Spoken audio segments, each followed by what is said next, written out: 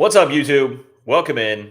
John Kurtz with you here. Welcome to the channel. If you have not been here, we talk about college football. We talk about Big 12 football primarily here and conference realignment. And we've got a little bit of everything today. I feel like today is going to be jumping around a little bit more than typically it would be. No major dominant story, but I do want to talk to you about the latest Brett Yormark flex. Man, I mean, that's what the kids say anyway, right? A flex, you're showing off.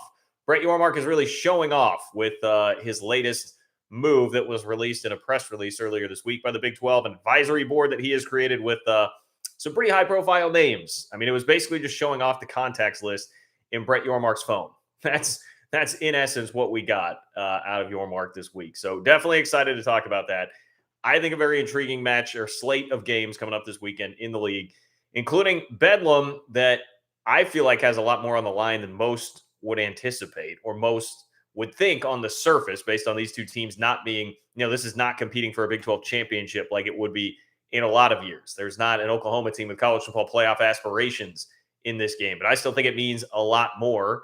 Maybe it just means more than you might expect. Plus, look, I think honestly where I will start once I kind of get done setting the table for you here is some of the disrespect still coming TCU's way in the college football playoff rankings, but also reactions because Paul Finebaum, other talking heads, Stephen A. Smith was even somebody coming after TCU, which I really don't even sweat Stephen A. Smith because the guy works like 100 jobs at ESPN. He does not have the time to absorb any depth of information about TCU at all. I'd kind of be surprised if he could even rattle off two TCU players, like somebody beyond Max Duggan, perhaps on the Horned Frogs roster. So I'm not gonna too harshly judge him. He's being forced to talk a little college football when that's not something he follows at all. Finebaum follows it, and Finebaum just makes some terrible, disingenuous arguments. Okay, so I'm going to stick up for the Frogs here. All right. Now, TCU, that does not mean that I don't hope to be your 1998 Texas A&M to your 1998 K-State. I still very much do, but I'm going to stick up for you here on the show today. What else do we have? We have a little bit of an update from Pac-12 country. I believe it's tomorrow. Let me double check this. Yes, tomorrow is the California Regents meeting. That's right. November 17th is tomorrow. So, yeah, it's that Regents meeting where we will get supposedly some finality on UCLA, where, again, the idea here has been throughout this whole time until this meeting happened, still is a slight chance that the Regents would block or attempt to block UCLA's move to the Big Ten. There's been some drama about that because UCLA released a survey that they gave out to student athletes about how they feel about the move to the Big Ten. Even Canzano wrote a piece this week where he said he got kind of called out by UCLA a little bit for writing a story about a men's soccer player that was not thrilled about the move to the Big Ten. So, it sounds like there's a little bit of drama. If you watch South Park, a little bit of drama out California way. The two people that understand that reference are going to laugh at that one. But in Pac-12 country, that has been a debate here this past week. Yeah, I think that's basically what I got. We'll go through some of the other games. I know West Virginia this week is going through turmoil might be the wrong word. Turmoil probably already within the football program and how the fans feel about it. But coming off of the win over Oklahoma, Neil Brown was not fired, but Shane Lyons was the athletic director at West Virginia. And he was somebody I heard his name kicked around by somebody as a possibility for Big 12 commissioner once upon a time because of some TV connections that he supposedly has, but now is out as West Virginia athletic director. And I do wonder what that means for Neil Brown's immediate future. Sounds like he's going to coach to the end of the season, but after that, I would think West Virginia is going to be looking new athletic director, new football coach here. And yeah, I'm seeing West Virginia guy saying that Neil Brown is done. Yeah, I mean, I can't imagine based on taking a pulse of the fan base. Pulse of the fan base does not seem to be like anybody is happy with Neil Brown right now, and I can understand why. Also, now the guy that hired him is gone. And look, West Virginia overall, let me give this little quick take, I suppose, while I'm here on the West Virginia topic. I mean, I'm happy for you guys. I don't intimately know the situation with Shane Lyons, but it just feels like a lot is pretty stagnant right now with West Virginia. Neil Brown, football program kind of floundering. Bob Huggins, to be honest, and I'm a guy that I love Hugs because of what he gave to K-State. Bringing Frank Martin, bringing Michael Beasley, Bill Walker, jump-started the program. Love the guy to death. but I just wonder if he's sort of on his last legs as a coach too. It just feels like there's a revitalization that is in need for West Virginia athletics right now. Obviously, a place with a proud tradition and history in both of those sports, and you have a new league coming in too. Like that's the other thing. We're about to hit this genesis of a new league. There's a new commissioner, lots of new excitement, and you don't want to miss the boat on that. So I do. It does seem like it seems like a pretty wise move. I would say on the West Virginia front for that. But that's basically what we got here. Might be a slightly lighter crowd here tonight, but still the way to get in is you need to donate by clicking the $ below the chat box where it says say something. That will ensure that your chat makes it onto the live show tonight. It will pin it up at the top for me above everything else. We still do have over 100 people in the chat room right now. I can't read everything. I can't really read hardly anything at all in the chat unless you donate by clicking the $ below the chat box where it says say something to pin it up at the top. Also is a way that you can support the channel, support what I do, bringing you Big 12 content on a week in, week out basis. Sincerely appreciate it. All of you guys who do, really, really do appreciate it. You help keep this community going. And another way you can support, even without paying a dime, is just give me a click, just one click. Just click that click the like button. It's a mouthful apparently for me tonight. And that is a free way that you can support the channel as well. Helps me with the YouTube algorithm, helps me with the views. And that is much appreciated as always. Also, if you are watching this after the fact, not catching it live, it's John-Kurtz-4 on Venmo. If you'd like to support the channel that way as well. Okay, Zach is first in tonight, as almost always. Zach, resident Cincinnati fan. What's up, Zach? Zach says, I've got tickets for Cincy v Temple this week. The Owls play at the Link in Philly. What are your thoughts on college teams playing in NFL stadiums? Interesting question there.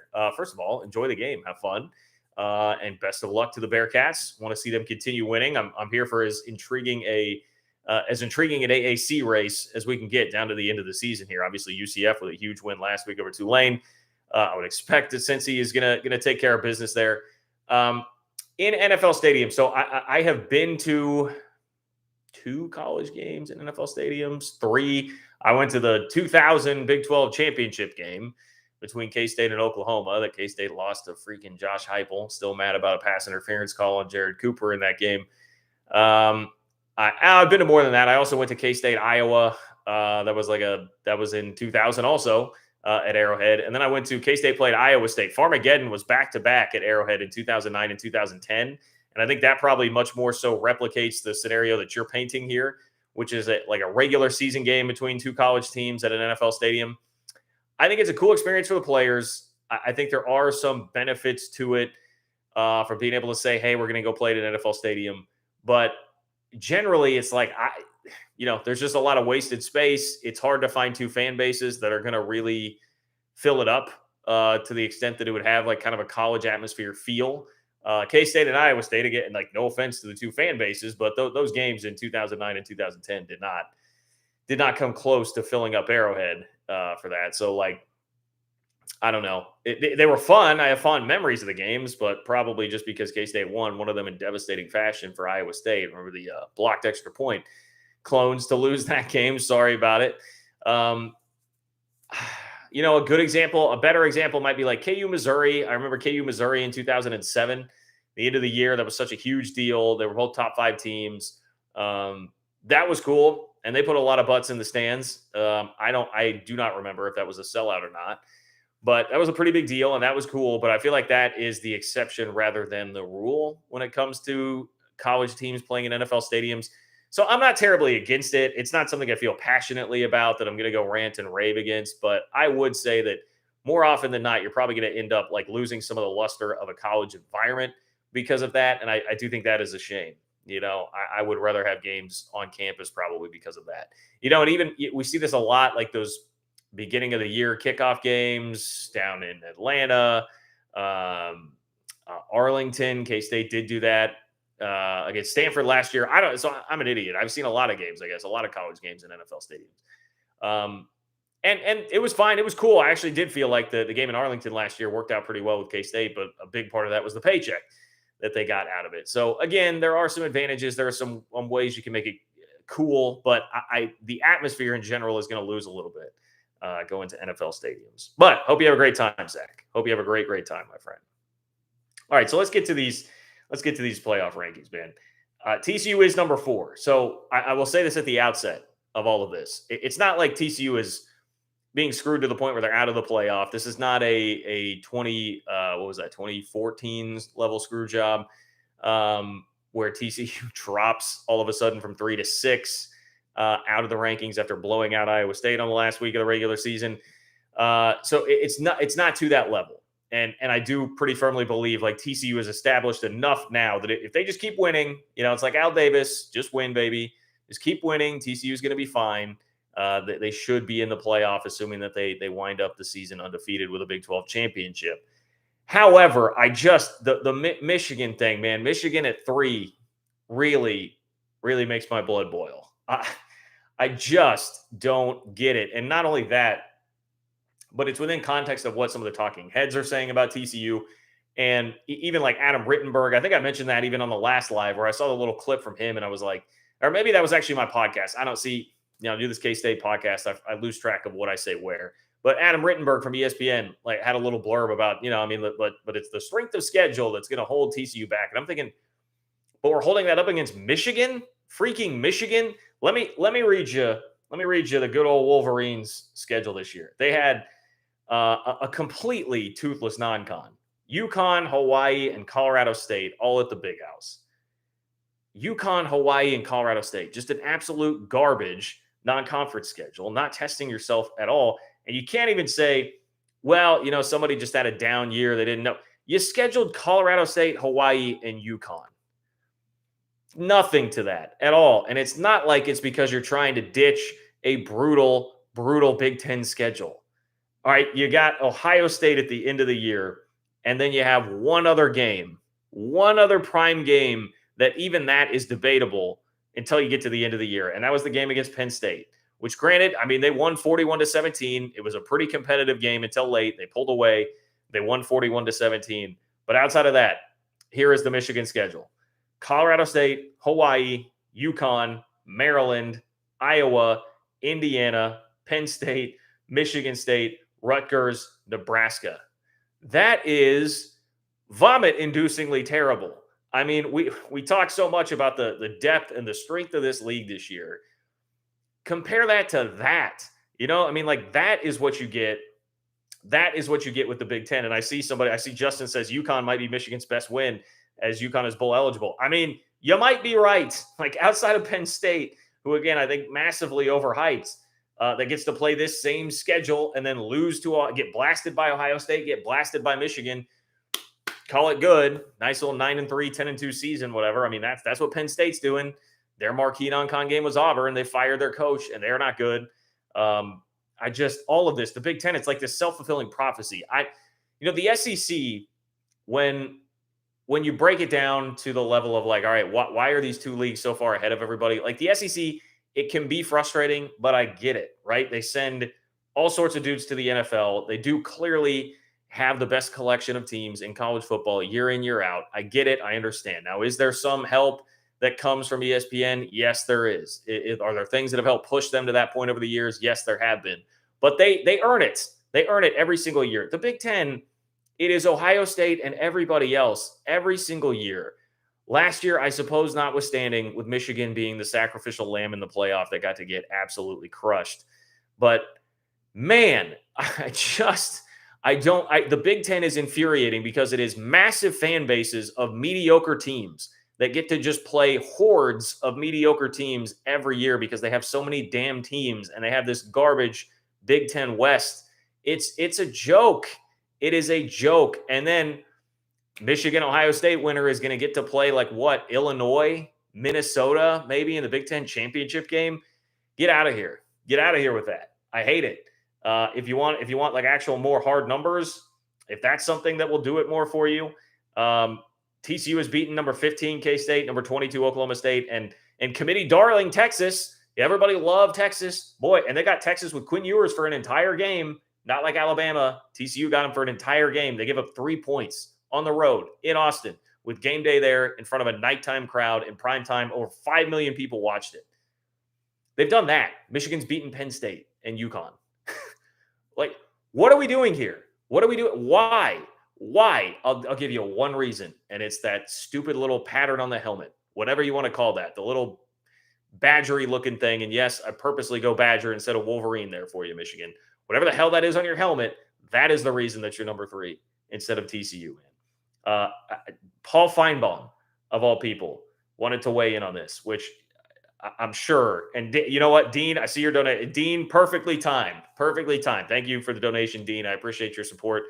Dean says, can ESPN stop letting Paul Finebaum on the show? He does nothing but bash the Big 12. He does. I go through phases where I will poke around and listen to him a little bit. It seems like it happens more in the offseason because he's a guy that's just talking college football constantly throughout the offseason. And there are some things that I do find entertaining about the show, but inevitably, if I start listening too much, I just start getting too angry because, yeah, you're right. I mean, there is. You think there's like a general lack of respect for the Big 12 from like the Stuart Mandells of the world, kind of the national college football writers, where I would not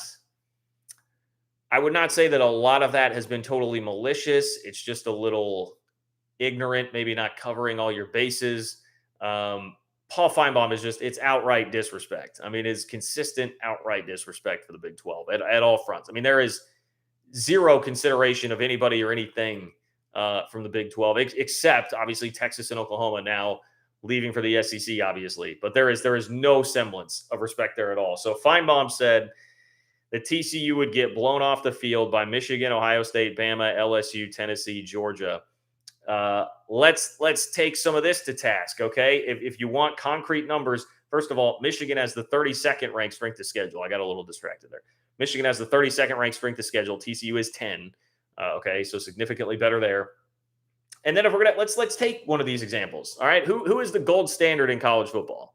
Right? Who's the gold freaking standard in college football? Plays right in Paul Finebaum's backyard.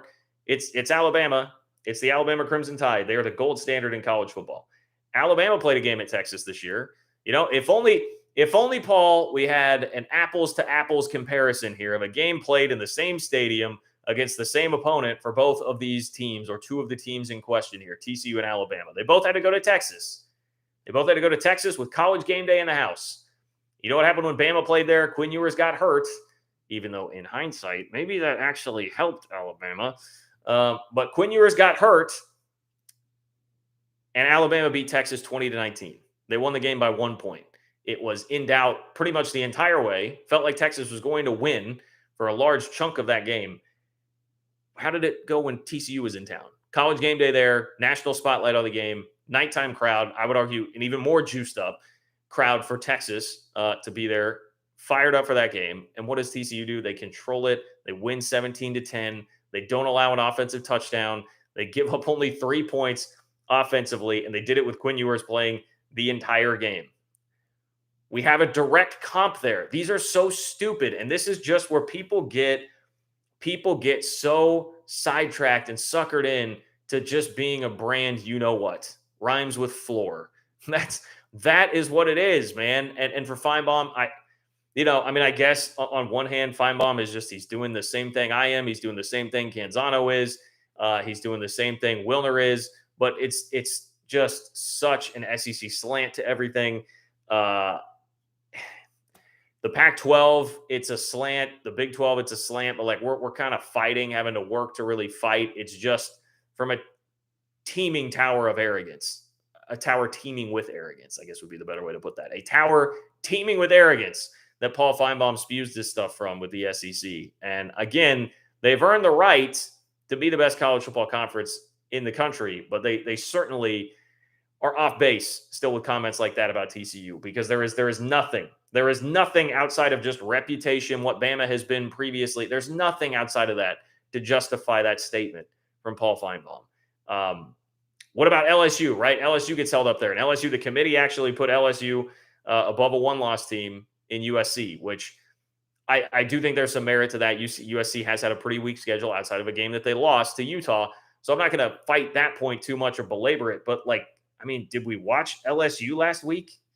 LSU beat 5-5 Arkansas playing without its starting quarterback, who at one point went to the third string quarterback, 13-10.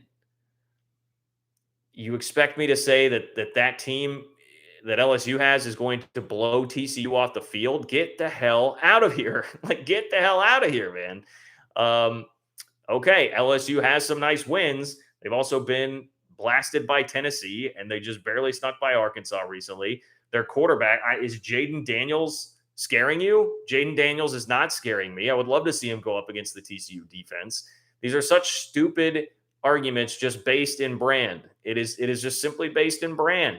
That's all it is. And TCU is just not going to get the respect. I saw people piling on with like Stephen A. Smith also said something. I didn't actually catch what Stephen A. Smith said because again, it doesn't matter as much to me because I know Stephen A. is not watching college football. I know he is spread too thin with everything he's doing already. There's just no way he has the bandwidth to take it all in and watch it at any kind of granular level at all to understand anything other than very, very vague generalities about what's going on in college football. So I don't care. I don't get as bent out of shape by that as I do Finebaum because that guy legitimately has influence in the college football world and is theoretically watching the games. Hopefully he's watching something outside of the Big Ten or the SEC, but I don't know. I don't know. I can't stand it. And this disrespect is very frustrating, right? This is very frustrating for the league because again, it's like, if not now, then when? We know the committee has these heavy, heavy brand biases. We saw it well before Oklahoma and Texas announced that they were leaving for the SEC. We all remember what happened to Baylor and TCU. We've seen this over and over again, and just to see it happen in the immediate aftermath of TCU going and doing what they did to Texas, to everybody watching with game day there, I mean, they're proving all of the not just the doubters, but they're taking the data points that were used against them by the committee earlier, falling behind early, not playing defense. They played a hell of a lot of defense against Texas, and they didn't fall behind into the big hole and have to come back. And it was against Texas, who the committee just freaking loved because you know why? They got a Longhorn on the side of their helmet, and they were good 30, 40, 50 years ago. That's why. So let's just I'm just here to fight for TCU, not only on behalf of them, but on behalf of the conference. Because if it's going to be this way now, you know what it's going to be like in the future. You know that that's just going to get worse. Yes, the playoff field will expand, but it does not. It does not, to me, symbolize good things on the horizon here for what's happening. And again, it won't matter if TCU just wins; they're going to get their shot. But I think it is so asinine to say that they would get blown off the field by any of those teams. And I would really like to see them get up to number 3 at some point to not have to play Georgia in that first playoff game, because then I think if we're talking about like changing perceptions, I would like to see them play Ohio State before I would Georgia. I think there's a better shot of them being competitive in that game and avoiding, because it'll just be sort of a self-fulfilling prophecy. Anybody that's going to go play Georgia right now feels like they're probably going to get blasted by them.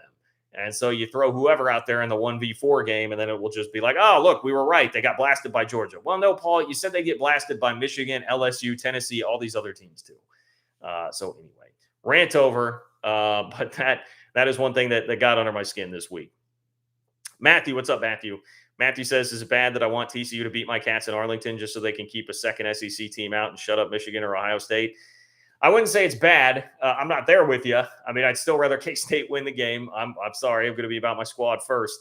But, man, I understand. I understand. Like, there is this piece of me now that's like, God, because if K-State beats TCU, it's going to immediately be, well, look, they were a fraud anyway. They lost to this garbage K-State team. If you guys follow me on Twitter, it's at JL Kurtz on Twitter. I got not even real proud of this. I got triggered by some small-time dope who does TV in Baton Rouge, who pointed out in the bowl projections like, oh, look, it's holds nose K-State in the Sugar Bowl for LSU, because that's a popular prediction right now.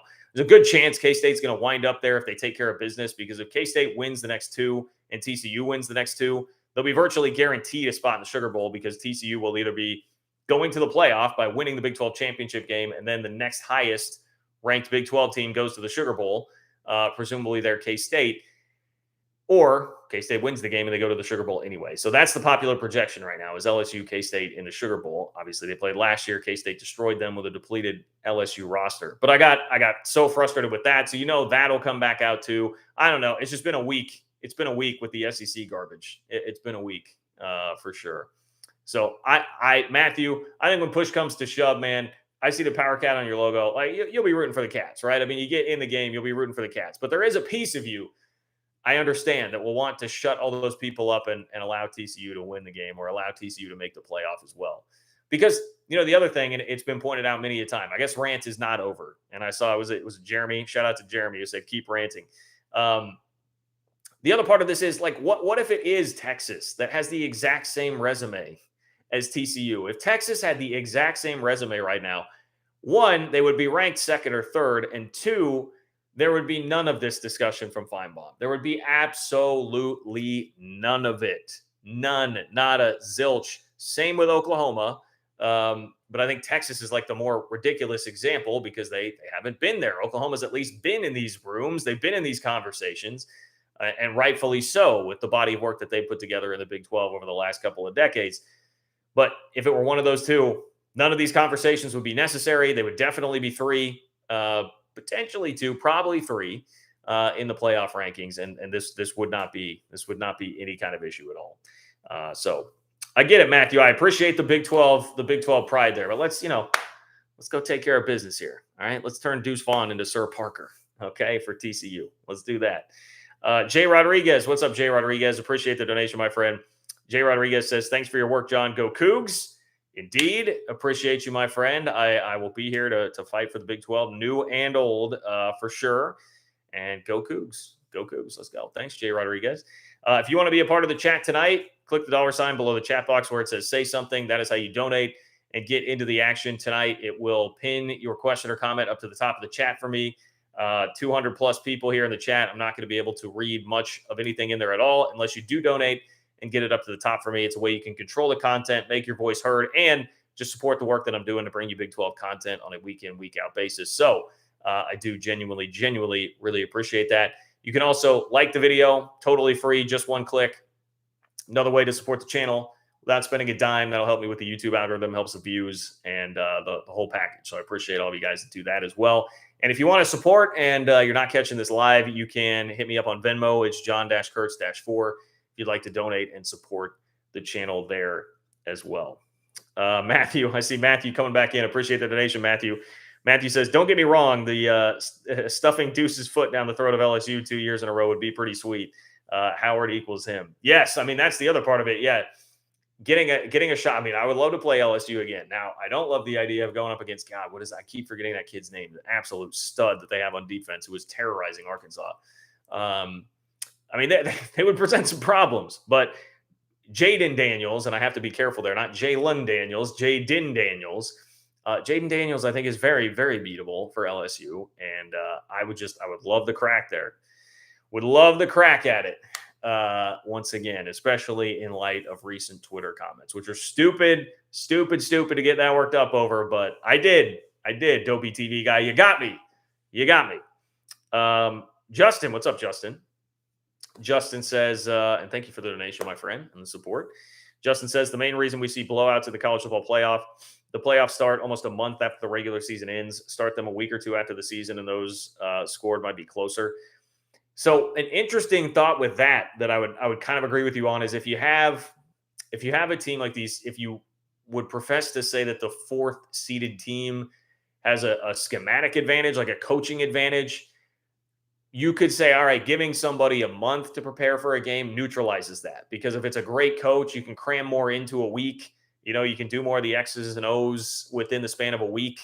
That advantage gets neutralized if it's a month, because then there's going to be enough time for basically anybody to do anything they would want to do schematically. I can definitely understand that. I would also say, though, like, if you're talking about a 4 seed, they're probably not going to be as deep as the top seed there. So if rosters are beat up, it might be more of an advantage for the lower seeded team to have a longer time to heal because they wouldn't have as much quality depth as the other team. Ultimately, I don't think these things make a ton of difference. And I would say that I would think that most of the reason is just there's such a concentration of talent and power at the top of the college football world. And in general, that's just what we're going to see unless some of that stuff starts to change. And I think the portal can help that. I think NIL can help that by giving some other. I mean, look, Texas A&M, obviously A&M is freaking terrible right now, but they did buy the best recruiting class we've basically ever seen. And they're not, I mean, they're a relevant team in the SEC, but they are not Alabama, Georgia, LSU, Ohio State, right? So I think we could see that changing a little bit as we move on. But it's an interesting theory, and it got me thinking there about that. And I do think that's one thing. And I used to, I know some of you guys hate my K-State examples, but I used to always think of it in the context of Bill Snyder, where his bowl record was, I think, maybe slightly sub 500. And sometimes people would ask, like, why is that? I was like, well, I mean, a lot of the brilliance of him was being able to churn out an incredible game plan in a week and do more and work longer hours and get more out of what he has in a week. But if you give somebody a month, that's kind of evening the playing field, because you can get everything you want to get accomplished done in that long of a period of time. So I think some of that might apply there to support your theory a little bit. Daniel, what's up, Daniel? Appreciate the donation, my friend. Thanks for being here. Thanks for supporting the channel. Daniel says, so what are the catch chances against West Virginia? My brother's 3-hour drive from Glen Burnie, Maryland to Morgantown going to be worth it? Oh, is that drive going to be worth it? Well, I mean, I certainly hope so. West Virginia fans, I saw one of the West Virginia fans earlier on in here predicting like 48-14 K-State. I am definitely more nervous than that about the game. I would say, I mean, I feel pretty good that K-State will win, but I do expect a competitive game, because West Virginia has, I think, a little bit more momentum with Garrett Green at quarterback. They at least got a spark, right? Instead of if you lose that game to Oklahoma and then the athletic director is getting fired, maybe they go ahead and fire Neil Brown. It would just be like, all right, you're kind of just cashing it in already. I feel like there's still a little bit of life there. I also expect Neil Brown to just coach desperately. And I guess I don't really intend that to be a slight or demeaning, but what do you have to lose? The athletic director who hired you is gone. Go for it on 4th downs, fake punts, trick plays. I would anticipate like the entire bag comes out for Neil Brown. They're just in a last-ditch effort to do whatever he can to, even if it's not keeping his job, just make one last statement and complete what would be a great home slate for West Virginia in some ways by already beating Baylor and Oklahoma at Milan Puskar. So, look, I think it'll be competitive. I think K-State wins by a possession or two. I'm not seeing total blowout here, but maybe some of that is just me being a nervous fan. That's what so most of the West Virginia folks I've talked to have been telling me. But I am expecting a competitive game. So anyway, but very cool though that take the 3-hour drive, especially if your brother has not been to Morgantown for a game. Definitely go. I know it's probably not going to be as packed as it would be some years, but it's a very cool atmosphere. I love the tailgating scene in Morgantown. And I mean, I've been there for some great crowds, some really lit environments in Morgantown. Plus, I like the scenery in Morgantown. It's just like all the hills and the landscape is just so different from anything else you see in the Big 12. Definitely do it. Definitely make that trip. I would highly encourage anybody to make that trip if they get the opportunity to. Robert. What's up, Robert? Robert says from Mandel's mailbag, quote, I think you're shortchanging the Big 12 considerably. Any of those 10 teams could win the Big 10 West. Wreck 'em. All right. Well, that feels, on one hand, I'm glad to see that. And I love that you guys give me the updates from Mandel's mailbag. I guess I should start reading it myself. I'm reading Wilner's mailbag on a regular basis. I should just read Mandel's also. It's like, on one hand, that's great. Give the Big 12 team some respect. And Mandel has been coming around to that, because you know what?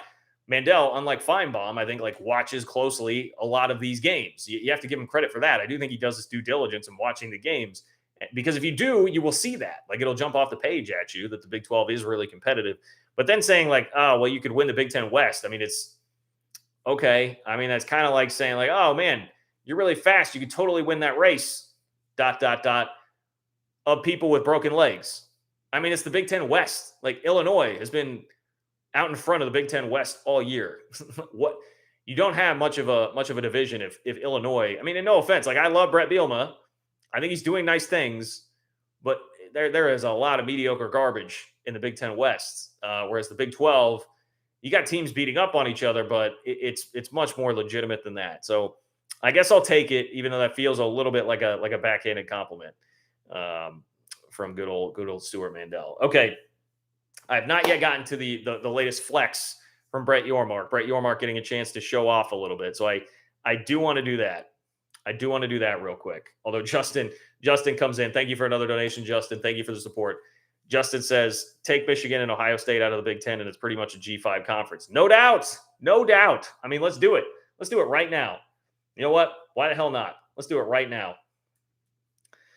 And pull up the Big Ten standings here. And look, I understand the power brands are what dominate things, and the general college athletics model is that you have 2 to 4 major brands that kind of pull everybody else along. But okay, no Michigan, no Ohio State. You got Penn State, Maryland, Michigan State, Rutgers, Indiana, Purdue, Illinois, Iowa, Minnesota, Wisconsin, Nebraska, Northwestern. Some AAC vibes for sure. I mean, this year there's some AAC vibes there. Um, Penn State and Wisconsin are pretty commanding brands still, I suppose, in 2022. But in terms of what's happening on the field there, yeah, you're kind of looking at an American Athletic Conference like Penn State. I don't. Do I think that Penn State would be a shoe-in to go to the bounce house and win and beat UCF? Hell no. Hell no. Not at all. So yeah, I'm with you on that, Justin. I'm with you. And that's just for comparison's sake, saying that, like, all right, if we're taking the best of the rest in that Big Ten there, I guess Penn State. I would love to watch them have to go to the bounce house and play UCF. Hell, I'd love to see UCF go to Happy Valley, man. Bring that game on. Bring that game on for me. All right, Brett Yormark's latest flex here. He created an advisory board that's going to, in his words, assist the conference in shaping and developing its business strategy. So this is very much up Brett Yormark's alley, right? Marketing guru, very much about the business, wanting to make the brand more national, wanting to make it more relevant, younger, hipper, cooler. We've heard all of that from Yormark for a while. I would say that this is certainly a way to invoke some of that. And I mean, it's just like an embarrassment of riches on this board in terms of people with great business and marketing acumen. But there are also just some flashy names on here that feel to me like kind of just throwing it on there for the sake of being like, hey, guess whose contact I've got in my cell phone? Like, guess whose phone number is here and it works. This is an active number. There's a little bit of that from Brett Yormark and all this to me. So I'll just continue reading. Members of the advisory board come from backgrounds in entertainment, finance, and consumer brands, as well as technology and media. Yormark has talked extensively since becoming commissioner 3 months ago about broadening the Big 12's footprint and brand nationally. Advisory board members will provide insight and counsel, Yormark said, while also providing mentoring opportunities for Big 12 athletes. Some of the names, here we go. Here's what you all wanted, right? You wanted names. Some of the names on the Big 12's 37-person advisory board, such as country artist Garth Brooks and Mavericks coach Jason Kidd, are familiar to the schools and their fans. Others, like Bruin Capital founder and CEO George Pine, Endeavor president Mark Shapiro, Translation founder and CEO Steve Stout, Gary V of YouTube fame, right? And Vitamin Water and Body Armor co-founder Mike Rapoli are veterans of business and building, a long-time Yormark Associates days. Okay. So they're friends of Brett Yormark here from his days at the Nets, Rock Nation, and NASCAR. Yormark said the board will play a crucial role in creating the blueprint to growing our brand and business. He added, I appreciate each board member's willingness to assist the Big 12, And then details on the TV deal. All right, so there's some names, right? I mean, Gary V, Jason Kidd, Garth Brooks, like that feels like a flex to me. That feels like a flex. That feels like him coming out and being like, look, I've got this power here. I've got these people. These are all the guys that I know. To be honest with you, a lot of the rest of it seems more substantive to me than some of that. I mean, I don't, Garth Brooks, look, I don't mean to offend anybody here. I am not a country music fan at all. Garth Brooks doesn't do much for me. I mean, I suppose I respect the guy's career. What was the like alter ego that Garth Brooks had there for a minute? Somebody give me in the chat the name of Garth Brooks' alter ego. Or like that side character that he tried to do for a little while there. A bigger fan of that guy. Bigger fan of that guy than Garth Brooks. But like, I don't know. Are the kids listening to Garth Brooks? Is that how you get younger and hipper and cooler? I don't really know that Garth Brooks is doing that. I think that feels to me just like, hey, look, we got Garth Brooks here. He's cool. He likes the Big 12. He's going to be on board here. That's a name that will get headlines. It's a name that gets singled out there. Jason Kidd, I suppose there's more of an angle there for Jason Kidd, younger, hipper, cooler than there is Garth Brooks. But yeah, I mean, there's just, you start going down this list because it's a really long list. I mean, Chairman, Williams Company, Executive Vice President, Chief Marketing, Customer and Communication Officer at Allstate, Chairman, President, and CEO, Western and Southern Financial Group, Global Partnerships and Corporate Communications Lead for the NBA. Like this is that would be a hell of a boardroom. Like this is Chris Gaines. Chris Gaines. Thank you, guys. Chris Gaines. Yes. Bigger fan of Chris Gaines than I am Garth Brooks. Give me Chris Gaines in the boardroom with all these guys to mix it up. I would much rather see that. Uh, man, sorry, that's getting me sidetracked a little bit here. But I mean, I don't think there's anything wrong with this. And I guess I know, I hate that I kind of think in these terms, but I know one of the things that immediately happens here is like Pac 12 country, Pac 12 propaganda machine. They're rolling their eyes hard at this. I mean, we had the John Canzano article saying basically Brett Yormark's, he's a schemer, he's a con man, he's all about flash, he's the snake oil salesman. That was the insinuation from Canzano, which seems ridiculous now that his own conference commissioner, George Kliavkov, is the one claiming that UCLA will lose money by going to the Big Ten and that eventually the Pac-12 is going to catch the SEC and Big Ten financially. He is the one making what seems like a snake oil claim there. I digress. That is their impression of Yormark. And if you saw this, you just roll your eyes and be like, okay, you're clearly just trying to flex. It's always been about publicity here.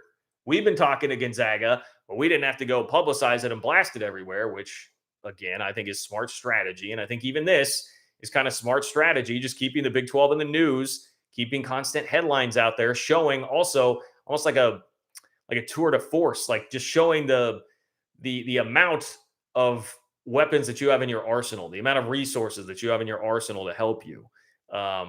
It's kind of a warning shot to everybody else. Like, look at this. Look at what we've got here. Don't discount what we're trying to do here because I have all these people helping me. And then on top of that, again, some of those titles there, I'm sure they have very good ideas. I'm sure the communications lead and lead of global partnerships for the NBA probably knows a thing or two about how to develop some very strategic partnerships for the Big 12 here to expand the brand. And then, I mean, how about even beyond that? All right, so the NBA, guy that big up at the NBA, and I'm just using him as an example because I just read it and it's sticking in my mind. But like, if you're making him more aware of the Big 12 and what the brands are, because if they're going to advise, I'm sure that they're watching a little bit more Big 12 football than they would have been before.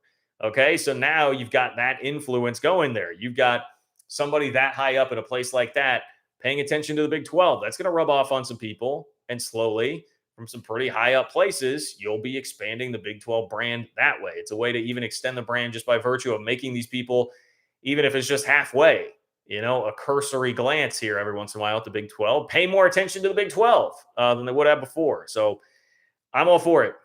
I'm all for it. I'm all for it. Even if it doesn't include Chris Gaines, I'm for it. And I enjoy that Brett Yormark is taking that on. So shout out to my guy. Shout out to my guy, Brett Yormark, B Izzo, for doing what it is that he's doing. Before I get into the Big 12 games this week and a couple thoughts on those before we close it out here, let me give you a little bit of an update from the Pac-12. I talked about this just a bit earlier, but the UCLA, or rather the California University system, whatever, their Regents meeting, I guess Wilner calls it the UC Regents meeting, taking up the UCLA matter is going to happen tomorrow. This is what he projects. He says, hotline projections, 80% chance the Regents express disappointment but do nothing. 15% UCLA will have to subsidize Cal. There will be a little bit of a subsidy there. 4% chance the move gets blocked. 1% chance UCLA Chancellor Gene Block reverses course and the Pac-12 offers extra dollars. So those are the odds. Those are the odds from Wilner, who, again, love him or hate him, he is very well connected. Things like this, especially, I definitely put a lot of stock into his opinion on what's going to happen here. It does seem like there's far too much toothpaste that's come out of the tube to really try to reverse course for this, especially because regardless of what, I don't know, should I start going like Crazy George here? Whatever. Regardless of what low energy Crazy George is saying about the Pac-12 and UCLA, like they're not going to lose money. They're not going to lose money by going to the Big Ten. And it's an athletic department that is in a lot of financial strife at the moment. They need the money. They need the cash. I would imagine that the system here is not going to throw that back. They're not going to reverse course on that. But I'll be interested to see what happens. I think in particular, to me, the one that I'm interested about is like, all right, are they going to make them subsidize Cal? Because I think that element of it would be hilarious if they're going to have to do that, and just seemingly would make it all much more convoluted and messy and just as an outsider, more entertaining, to be honest. There's There's a little more entertainment value in it for me if that's what winds up happening there. There's also this. This was actually Stuart Mandel. Stuart Mandel came through for us again. I probably should have just backed this up on the Stuart Mandel commentary from earlier about what came out of his mailbag, but he pointed out even Mandel was clowning on George Kliavkov a little bit this week because he said George Kliavkov said he hadn't spoken with anyone at UCLA who was happy with the Big Ten move. Here's how 600 UCLA athletes responded in a survey commissioned by the UC Board of Regents. So in this survey, now you have to admit it's not like overwhelmingly like everybody was like, yeah, I think this is going to be a good idea. But if Kliavkov is saying he hasn't spoken to one person at UCLA who liked the move, 35% said they thought it would be a good idea. 20% said they have no opinion. So over half either have no opinion or support the idea. 38% said I would need more information. 7% said they think it would be a bad idea. So George Kliavkov said he hadn't spoken with anyone at UCLA who was happy with the Big Ten move. UCLA surveys its athletes, and only 7% said they think it would be a bad idea. So apparently, Georgie boy ain't talking enough to the athletes. Apparently, that's not something that's happening. Probably should do that. Probably is embellishing a little bit with what he is saying about the move there. And I get it, fighting for your conference, whatever. But again, I come back to who's the snake oil salesman here? Who's the guy that is pushing narratives that just don't exist, that is making things up, that is, like creating straw men here? I mean, it's Kliavkov is the guy doing that. Yormark may be pretty glitz and glamour and flash, but he has delivered substance. There is one of these two men that has delivered a TV deal to their conference and some stability to their conference right now and jumped in line by the way of the other guy by getting said TV deal done. That's Yormark. It would be one thing if we were sitting here comparing these guys without anything really tangible to place by their names. Kliavkov has watched UCLA and USC leave. Kliavkov joined the alliance only to get that shoved back in his face. And Brett Yormark came in and within his first 90 days on the job closed a major deal way early with ESPN and Fox to ensure stability for the conference and jump ahead of the Pac-12 in the pecking order for a TV deal now. So you take all that into account. It just continues to me. It's like just more clowning on the Pac-12. The stories that you see are generally kind of negative here. Mandel even turning a bit, pointing out some of the hypocrisy or lying or whatever you want to say of George Kliavkov here. Meanwhile, Yormark continues to produce positive, kind of eye-catching, eye-popping headlines. So that's been the dichotomy between the two leagues when it comes to the headlines this week, which I find to be particularly entertaining, very entertaining. All right, probably got about 10 minutes left with you here. So now is the time. Speak now or forever hold your peace. Click the $sign below the chat box where it says say something. If you want to get in on the chat here tonight, there's a way to support the channel. Supports what I do, bringing you Big 12 content on a week in, week out basis. Also a way to make your voice heard, to get your opinion in on the channel. And once again, just support what it is that I'm doing here. Control the content we're talking about tonight. Also like the video if you haven't yet. I would appreciate that. Totally free. One click helps me with the algorithm, helps drive up the views. It is always much appreciated. And you can support the channel on Venmo, John-Kurtz-4, if you're not catching this live as well. Some thoughts on the games. Coming up this week. The Big 12 slate looks like this. We've got TCU and Baylor. Big noon Saturday on Fox. That's good old 11 a.m. Central Time in God's country on Fox. Fourth-ranked TCU at Baylor. TCU a 2.5-point favorite. 1 o'clock. The 1 o'clock ESPN Plus kick. Old school, baby. K-State at West Virginia. Cats are a 7.5-point favorite right now. 2:30 on FS1. Texas goes to Kansas.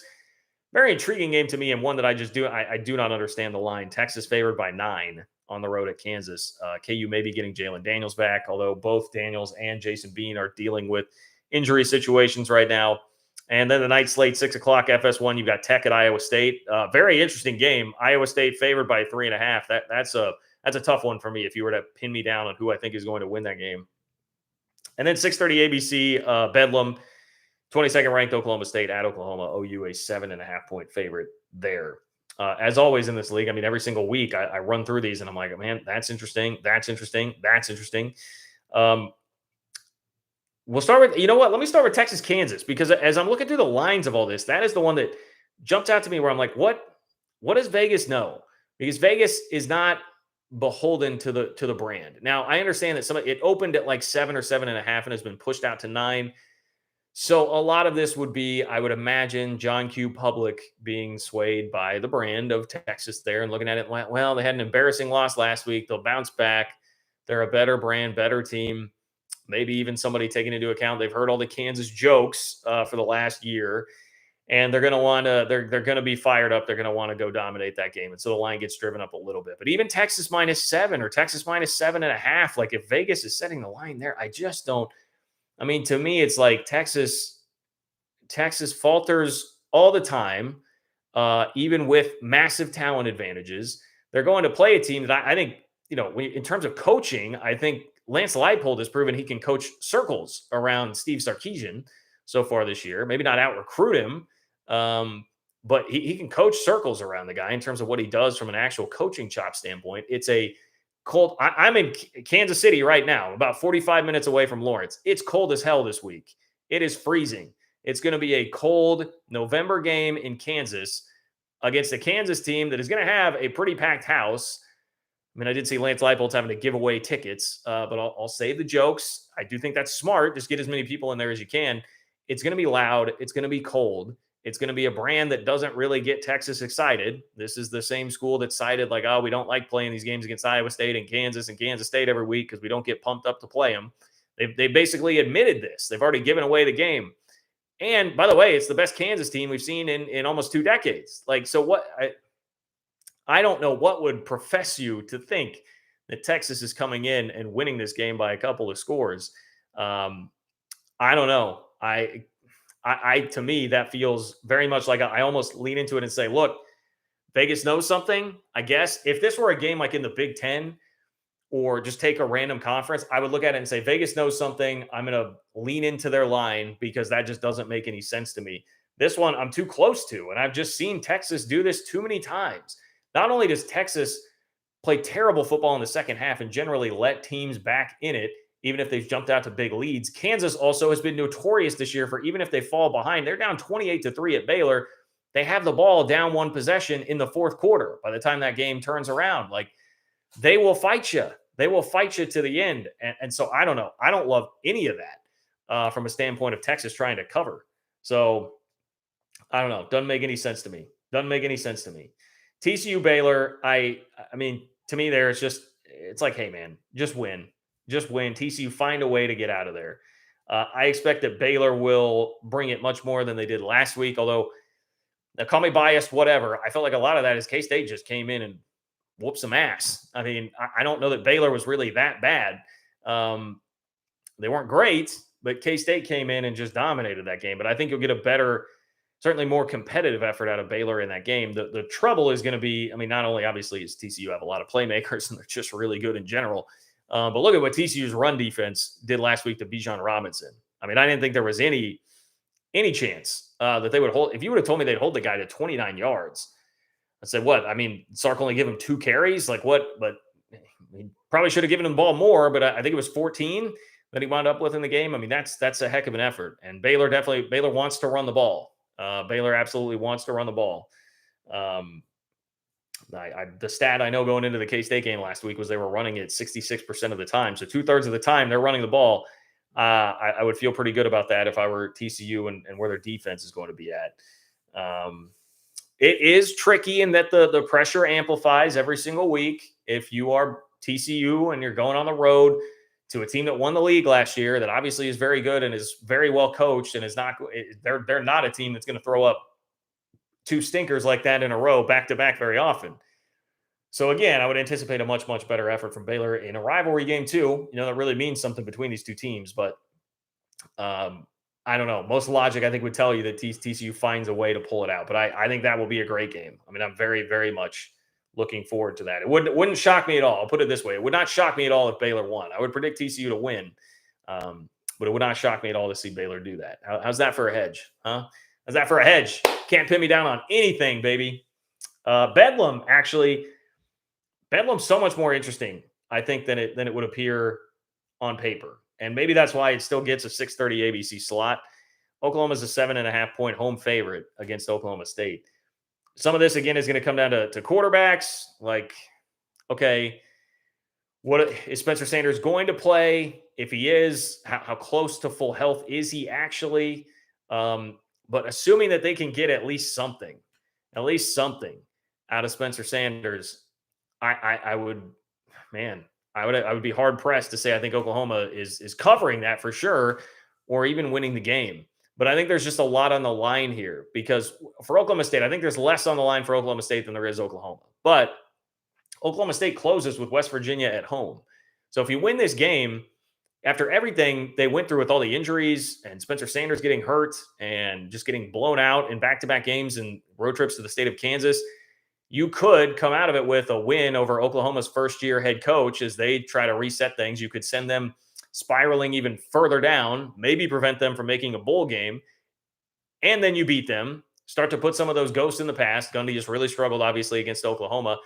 And then you've got the easiest game on the schedule left. I mean, very easily could be a 9-win season after all that. 9-win season, beat Oklahoma, put Brent Venables down, maybe prevent Oklahoma from going to a bowl game, and you win 9 games, considering everything that happened this year. I mean, we'd be sitting here at the end of the year just being like, man, again, I say it all the time, Oklahoma State criminally underrated nationally as a football program. So that to me, that's really the stakes. Those are the stakes for Oklahoma State.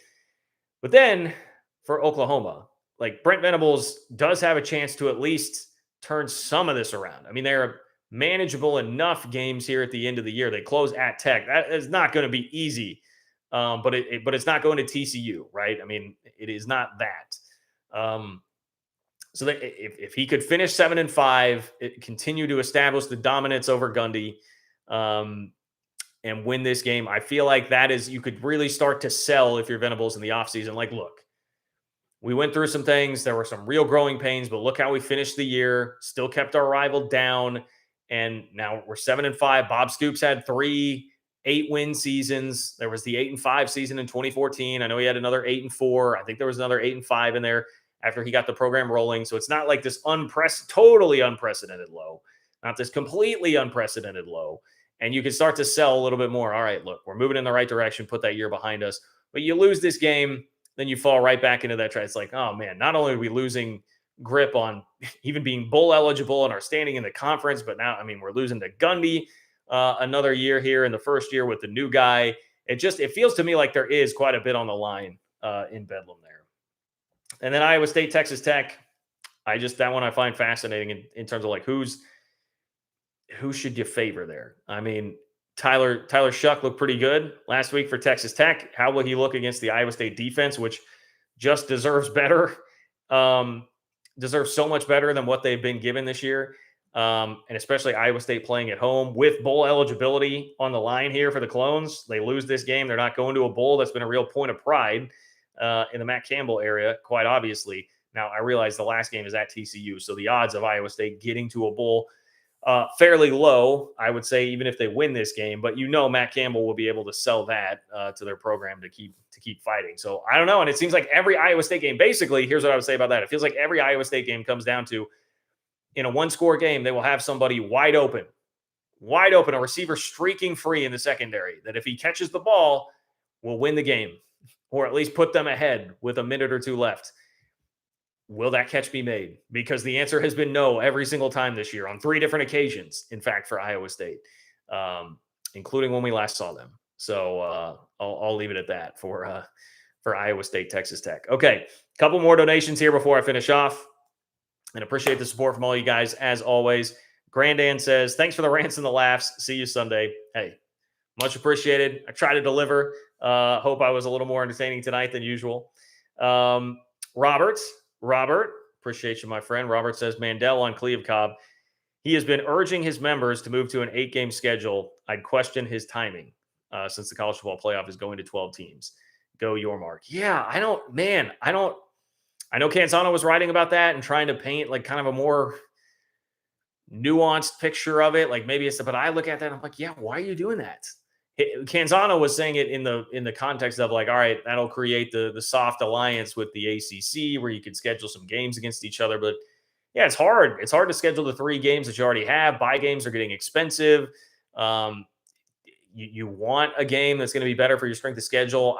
Throwing a conference game there is easier to do that than it is to pay somebody else to bring in a fourth. It just that seems like moving backwards. That seems a little bit antiquated in the way that it's thinking. It just feels to me like the Pac-12 is like slowly but surely turning into the league that is a little behind the times, a little reactionary, uh, negative press typically, and they've taken that role over from the Big 12, where the Big 12 is moving in the opposite direction. It feels like the Pac-12 is circling back around and turning into that. So I would file that under the same category.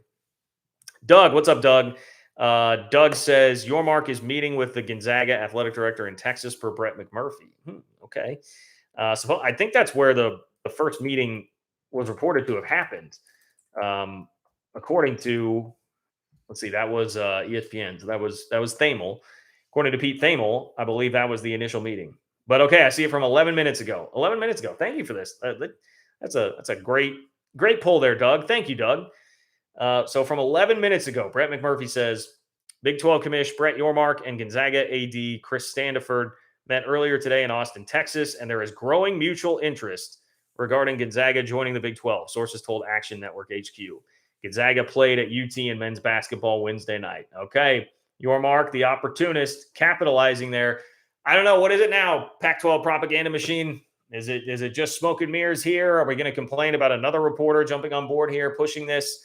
I don't know. I know not even all of you guys in Big 12 country are sold on the Gonzaga move and all of that. And I'm still kind of in the middle on it, but Pac-12 country just poo-pooed it like, no, that we've been talking to him too. We just don't try to publicize it. Like, all right, that's another reporter. And these are the two guys that, I mean, they're not wrong about things.